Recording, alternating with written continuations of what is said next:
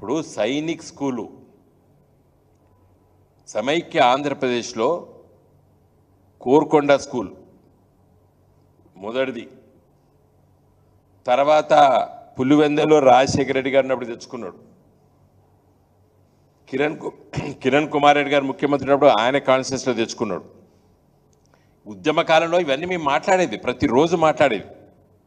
2014లో నేను ఎంపీ అయిన తర్వాత కడియం శ్రీయర్ గారు ఇప్పుడు మీ పార్టీలో జాయిన్ అయ్యాడు, మొన్న మా పార్టీలో గెలిచి మీ పార్టీలో జాయిన్ అయ్యారు. ఆయన వరంగల్ ఎంపీగా ఉండే. జితేందర్ రెడ్డి గారు మా ఫ్లోర్ లీడర్ మొన్న బీజేపీకి రాజీనామా చేసి మీ పార్టీలో జాయిన్ అయ్యారు. వారు మహబూబ్ నగర్ ఎంపీగా ఉండే. మేము అందరము ఇంకా చాలామంది మా మిగతా మిత్రులు సుమను మిగతా మిత్రులు అందరం కలిసి విశ్వేశ్వర రెడ్డి గారు వీళ్ళందరం కలిసి తిరుగుదాం. శాంక్షన్ చేసినారు, వరంగల్లో పెట్టాలని చెప్పి ఆలోచన వచ్చింది. అప్పుడు మనోహర్ పారికర్ గారు ఉండే రక్షణ శాఖ మంత్రి. వారి దగ్గరికి వెళ్తే వారు ఏమన్నారు, ఒక రాష్ట్రానికి ఒక సైనిక్ స్కూల్ ఇచ్చినాం మనము, రాష్ట్ర విభజన జరిగి ఒక కొత్త రాష్ట్రం ఏర్పడితే మళ్ళీ వాళ్ళు అడుగుతున్నారు మీలాగా, దీనిపైన ఒక ఆలోచన చేయాలని చెప్పి ఒక పాలసీ తీసుకురావాలని చెప్పి వారు మరి క్యాబినెట్లో పెట్టి అది ఆర్థిక శాఖకు వెళ్తే ఒక కుర్రీ పడ్డది. అది ఏంటంటే ఇక నుండి సైనిక్ స్కూలు రక్షణ శాఖ నడుపది.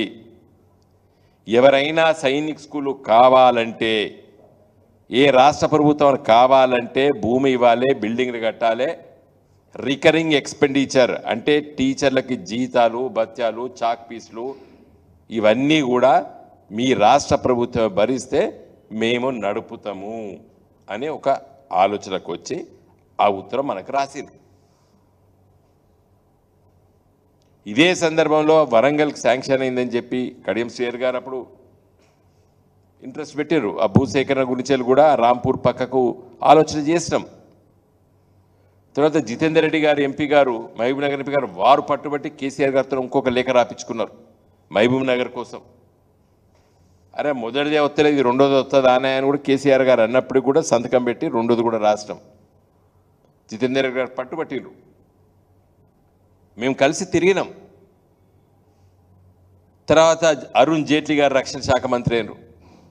వారు అనారోగ్యంగా ఉండే, వారి దగ్గరికి పదుల సంఖ్యలో సార్లు తిరిగినాం. ఇప్పుడు రాష్ట్ర ప్రభుత్వము మీరు భూమి ఇచ్చి బిల్డింగ్లు కట్టి జీతభత్యాలు ఇచ్చి రికరింగ్ ఎక్స్పెండిచర్ ఇచ్చి కొంత డిపాజిట్ చేస్తే మేము నడుపుతామని చెప్పి వాళ్ళ పాలసీ ఉంది. ఇంకొకటి ఏం చెప్పినారు, ఎవరైనా ప్రైవేట్ సెక్టార్లో కూడా రాష్ట్ర ప్రభుత్వం అవసరం లేదు. ఇప్పుడు సైనిక్ స్కూళ్ళకి ఎవరైనా ప్రైవేట్ సెక్టార్ కూడా ముందుకొచ్చి ఇంతకుముందు చెప్పిన విషయాలన్నీ జరిపితే మేము నడుపుతామని చెప్పి కూడా ఎలా రక్షణ శాఖ డిఫెన్స్ మినిస్ట్రీ చెప్తున్నది. ఇవి రెండు పాలసీస్ వచ్చినాయి ఇప్పుడు కొత్తగా. మా మీద నిందలు ఏంటంటే రేవంత్ రెడ్డి గారు, నువ్వు పోయినావు, కలిసినా సైనిక్ స్కూల్ కోసం అడిగినాము, కొంచెం నీకేమైనా ఉదరభావం ఉంటే పోయిన ప్రభుత్వం కూడా కష్టపడ్డది, అది అక్కడ ఆగింది, దాన్ని కూడా కొనసాగిస్తున్నది చెప్పు. పోలా చెప్పకున్నా ఇష్టం లేకున్నా నేను అడిగొచ్చానని చెప్పాలి, కానీ కేసీఆర్ 10 ఏళ్ళ కంచెం అడగలేదు, నేను అడిగినాను ఎట్లా చెప్తావా రేవంత్ రెడ్డి గారు? అంటే అబద్ధాలు చెప్పి చెప్పి చెప్పి చెప్పి ప్రజల్ని మభ్య పెడదాం అనుకుంటున్నారా మీరు? ఉద్యోగాలు ఇవ్వలేదు ఉద్యోగాలు ఇవ్వలేదు ఉద్యోగాలు ఇవ్వలేదు అని చెప్పి నిరుద్యోగ యువకుల్ని రెచ్చగొట్టిర్రు, ఓట్లేదు దండుకున్నారు మీరు. మొన్న ఆ ప్రొఫెసర్ కోదండరామ్ గారు 1,60,000 ఉద్యోగాలు ఇచ్చి ఉద్యోగాలు పనిచేస్తున్నారు. ఇప్పుడు ఒక 30,000 ఉద్యోగాలు రిక్రూట్మెంట్ అయిన తర్వాత మొన్న మీరు ఎల్బీ స్టేడియంలో సర్టిఫికేట్లు ఇచ్చిర్రు. 2,20,000 ఉద్యోగాల కోసము నోటిఫికేషన్లు ఇచ్చినాము. అవన్నీ మేము చెప్పుకోక మా తప్పేంది, కానీ నువ్వు ఇవ్వలేదని చెప్పి గోబల్స్ ప్రచారం చేస్తే ఈ కంచెలు ఊరుకునేది లేదు. ప్రతి ఇష్యూ మీద మేము మాట్లాడతాం. ఇలా మీరు మాట్లాడేది పచ్చి తప్పు.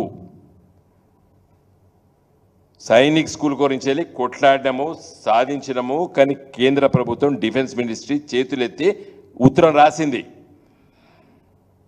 దాన్ని తీయండి, ఆ ఉత్తరం తీయండి. మీరు గిట్ట ఆ డబ్బులు రికరింగ్ ఎక్స్పెండిచర్ కడతామని లేకపోతే టీచర్ భత్యాలు మేమే ఇస్తామని చెప్పి స్కూల్ బిల్డింగ్ మేమే కట్టిస్తామని చెప్పి వాళ్ళకు దాని ఏమన్నారు డిపాజిట్ అని కాషన్ డిపాజిట్ అట్లాంటిది పేరు పెట్టిన దానికి అది కూడా కడతామని చెప్పుర్రి.